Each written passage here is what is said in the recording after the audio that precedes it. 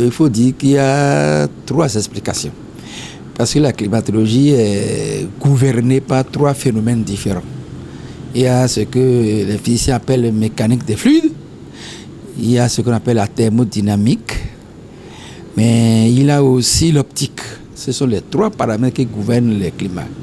Actuellement, la Terre se trouve assez proche du Soleil par rapport aux saisons d'hiver, hiver de l'hémisphère sud, hiver de l'hémisphère nord. Actuellement, on est dans l'hiver de l'hémisphère sud. Cela veut dire que, conformément aux lois de la thermodynamique, le pôle sud est froid, beaucoup plus froid que le pôle nord. Et comme l'air froid est plus lourd que l'air chaud, quand le pôle sud est froid, le pôle nord est chaud. Donc l'air froid du pôle sud remonte vers l'équateur. Et il y a un centre d'action, c'est-à-dire les hautes pressions qu'on appelle Sainte-Hélène, qui est à 13 degrés sud, qui est complètement chargé par l'air froid du pôle sud. Et comme l'air froid est plus lourd que l'air chaud, cet air froid repousse l'air chaud du Sahara vers le nord.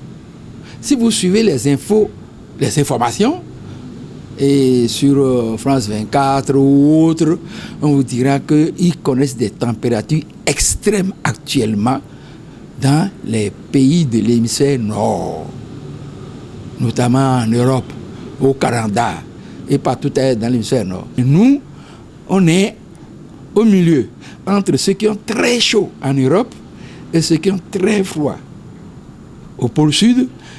Donc c'est tout à fait normal que la mousson, on appelle ce vent-là la mousson australe, c'est-à-dire la mousson venant du sud, soit froide, parce que c'est la saison hivernale au pôle sud.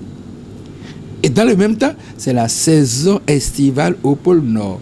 Donc, tout l'air chaud du Sahara est repoussé en direction du pôle nord, et les Européens, les Canadiens et autres gens situés très au nord du tropique ont actuellement très chaud, pendant que nous, on sent la fraîcheur que l'air, la mousson nous ramène du pôle sud. Ça fait partie des dérèglements qu'on a signalés depuis longtemps, ça fait partie des dérèglements. C'est une norme qui a été accentuée par le dérèglement. Sinon, logiquement, on ne devait pas avoir 40 degrés, 42 degrés. Depuis 2003, on n'en a pas eu. Et encore en 2003, on était autour de 35 degrés. Mais cette année, on a franchi allègrement la barre de 40 degrés. Et ça fait partie du dérèglement climatique. Mais nous qui sommes au sud du Sahara, entre l'équateur et le tropique du Cancer, on a de la chance, c'est-à-dire qu'on est toujours dans les 25 degrés, 32 degrés maximum. On a de la chance, donc on ne devrait pas se plaindre.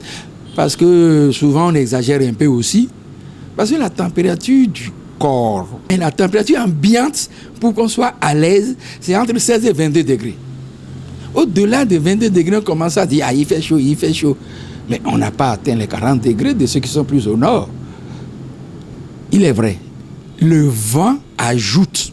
Quand il y a du vent, il y a ce qu'en anglais on appelle wind chill, c'est-à-dire que quand le vent souffle, ça refroidit la surface corporelle.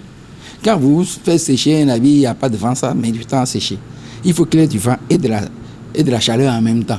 Donc, ça refroidit le corps parce que le corps échange sa chaleur avec l'atmosphère et le vent, en passant, renouvelle le contact entre le corps et l'ambiance, l'atmosphère ambiante. Donc, pour cette raison-là, c'est normal qu'on sente du froid parce qu'il y a en même temps du vent. C'est ça qui fait qui crée problème, on exagère. Bon, ce n'est pas la première fois qu'il fait aussi frais que ça. Moi, je me souviens, dans les années 60, où j'étais encore entre le cours primaire et le lycée, et il faisait aussi froid au mois d'août. Et la différence, c'est qu'il y avait une petite pluie fine qu'on appelle la bruine en langage technique, qui venait, qui repartait, et ça peut tomber plusieurs fois dans la même journée. Or, comme la pluie, quand c'est de l'eau liquide, vraiment, bon, ça ralentit le foie, ça ralentit aussi la chaleur, ça fait qu'on est dans une atmosphère beaucoup plus supportable. Sauf que ça se répète comme un peu une saison des pluies en Bretagne, en France, ou bien en Grande-Bretagne, dans les îles britanniques.